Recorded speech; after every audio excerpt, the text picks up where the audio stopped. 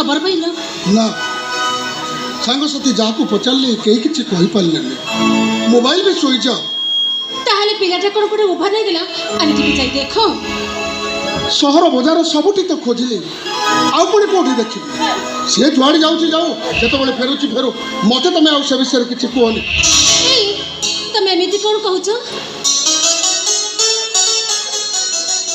कहवा को बाध्य हो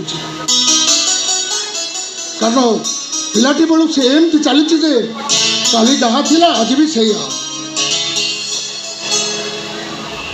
ओहो तमे एमिति कहि राखिछ कहलो पिला माने से एमती भूल करंती तुलसी तो भूल करनी संसार चलानी बोली चाकरी खोला सका जाऊँ फेरे फेरु संज वो देवी तुलसी तुम के किसी भूल देखीच मार पेटा हूँ कुंभार हुआ सब झील जे तुलसी हे एक कथा तुम भावुच कहीं किंतु समस्ते तुलसी भली बासिबा दरकार जदि तानी गंध होची ताले से मरो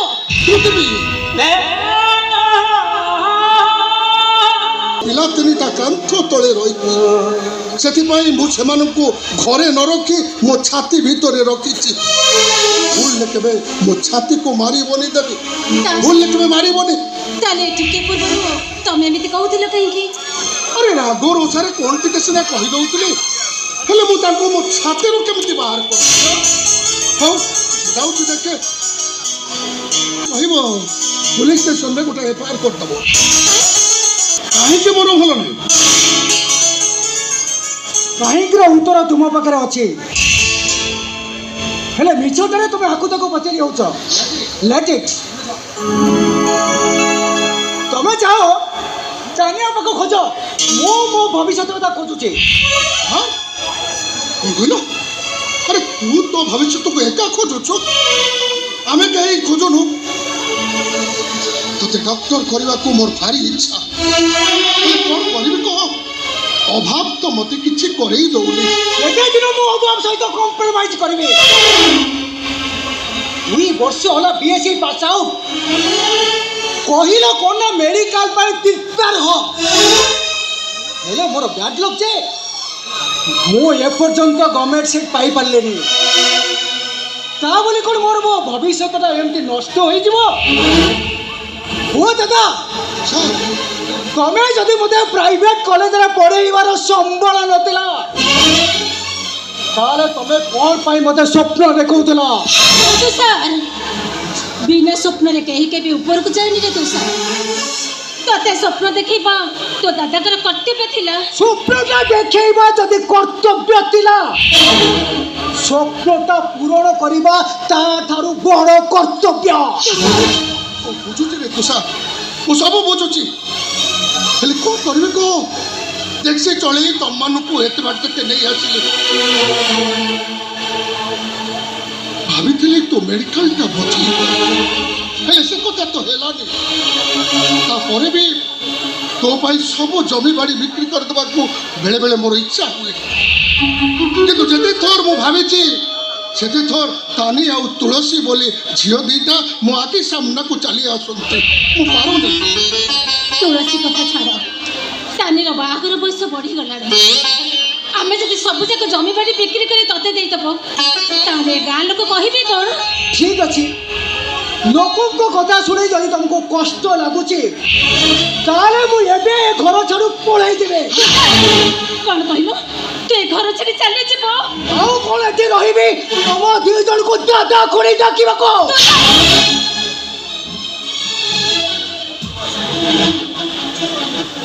नष्ट हो गला मोर फ्यूचर ओ ईश्वर महापात्र मुझे तुम पुओ हो जाते तुम्हें कौन गो पाई एतिकी टिके पड़ी न था ओहो पुतुराटा तो सेठी पाई मो फ्यूचरटा नष्ट करी देला अरे काकू कौन कहू ये केवल एतिकी आरंभ अपा आगु को बहुत किसी कहिबार अछि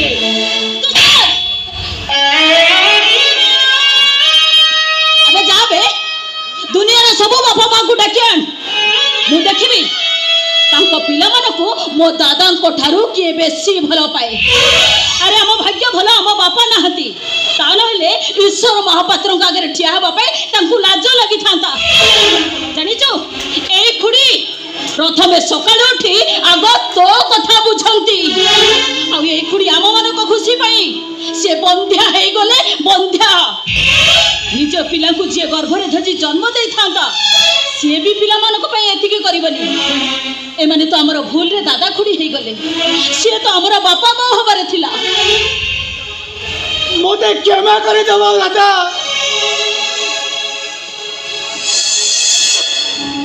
ମୋର ବହୁତ ବଡ଼ ଭୁଲ ହେଇଗଲା। তুমি মতে ক্ষমা କରିଦେବ ଖୁଡ଼ି। ମୁଁ ତତେ ଆଉ କିଛି କହିବାର ନାହିଁ। କି ଡାକ୍ତର ହବାର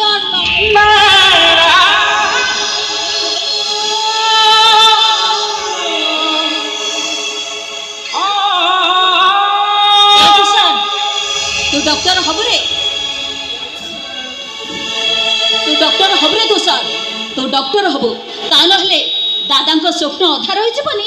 ଏଇନେ 25 ଲକ୍ଷ ଟଙ୍କାର ଚେକ୍, କାଲି ଦାଦାଙ୍କୁ ନେଇ ଆଡମିସନ କରେଇ ନେବୁ। 25 ଲକ୍ଷ ଟଙ୍କାର ଚେକ୍? ହଁ, ତୁ ମୋତେ ଋଣୀ କରିଦେଲୁ ବାପା। ତତେ ଇଚ୍ଛା ଅଛି ପୂଜା କରିବାକୁ? ନାଇଁ ରେ, ମତେ ପୂଜା କରିବା ଦରକାର ନାହିଁ। ଯଦି ପୂଜା କରିବାକୁ ଚାହୁଁଛୁ ତାହେଲେ ଦାଦାଙ୍କୁ ପୂଜା କର, ଯିଏ ମୋ ଉପରେ ଗୋଟିଏ ତୁଳସୀ ତିଆରି କରିଛନ୍ତି। କେତେ ଟଙ୍କାର ଚେକ୍ ତୁ କୋଉଠୁ ପାଇଲୁ? ତୁଳସୀ ଦାଦା କ'ଣ ପୁରା ପଚାରୁଛନ୍ତି? କହ ମା, ଏତେ ଗୁଡ଼ା ଚେକ୍ କୋଉଠୁ ଆଣିଲୁ? ଖୁଡ଼ି ମତେ ଗୋଟେ ନୂଆ ଚାକିରି ମିଳିଛି, ଆଉ ସେ ଏମଡି ନା ଭାରି ଭଲ ଲୋକ। ତୁଷାର କଥା ଶୁଣୁ ଶୁଣୁ ପୁରା 25 ଲକ୍ଷ ଟଙ୍କାର ଚେକ୍ ଧରେଇଥିଲେ। ଆଉ ଏ ଚାକିରି ପାଇଁ ମୁଁ କାହା ପାଖରେ ଋଣୀ ହୁଏ କି ନ ହୁଏ, କିନ୍ତୁ ଅପା ପାଖରେ ଋଣୀ ହେଇଯିବି। କାହିଁକି ନା ଏ ଚାକିରିଟା ପୁରା ସିଏ ମତେ ଦେଇଛି। ହଁ, କୋଉଠି ଅଛି ସିଏ? ନାଇଁ ଦାଦା, ମୁଁ ଜଏନ୍ କଲା ପରେ ସିଏ ଆସିବ। ମୋର ଲେଟ୍ ହେଉଛି, ମୋର ଯଦି ଡେରି ହେବ ଏମିତି ବିରକ୍ତ ହେବେ। ଆରେ ତୁ ଏତେ ରାତିରେ ଯିବ, ଖାଲି ସକାଳେ ଗଲେ ଚଳିବନି। ତୁ ବ୍ୟସ୍ତ ହନା ଖୁଡ଼ି, ଏ ବାହାରେ ପରା ଗାଡ଼ି ଠିଆ ହେଇଛି, ପହଞ୍ଚିବା ପାଇଁ ଘଣ୍ଟେ କି 2 ଘଣ୍ଟା ଲାଗିବ। ତା ଛଡ଼ା ମୁଁ ଗାଡ଼ି ଫେରେଇ ଦିଅନ୍ତି ଯେ, ହେଲେ ଫେରେଇ ଦେଲେ ମୋତେ ଲାଗିବ ବଉଳା ଗାଈଟା ଘରକୁ ଫେରିଲା ପରେ ତା କଥା ଭୁଲି ଯାଇଛି। ଦାଦା, ତମେ ପିଲାଦିନେ ବଉଳା ଗାଈ ଗପ କହୁନଥିଲ, ସେଇ କଥାଟା ମନେ ପଡ଼ିଗଲା। ଦାଦା ମୋ ଲେଟ୍ ହେଉଛି, ମୁଁ ଯାଉଛି ଘର ଭିତରୁ ଜିନିଷପତ୍ର ପ୍ୟାକିଂ କରି ନେଇ ଆସିଛି। ନା ବା, ତୋର ଯିବା ଦରକାର ନାହିଁ। ମୁଁ ଯାଇ ତୋ ବ୍ୟାଗ୍ ସବୁ ନେଇ ଆସିବି। ତୁ ମୋ ପାଇଁ ଏତେ କ୍ୟାରିୟର ଗଢ଼ିଦେଲୁ, ମୁଁ ତୋ ପାଇଁ ଏତିକି କରିପାରିବିନି ବାପା। ମୁଁ ଯାଇ ତୋ ବ୍ୟାଗ୍ ନେଇ ଆସିଛି।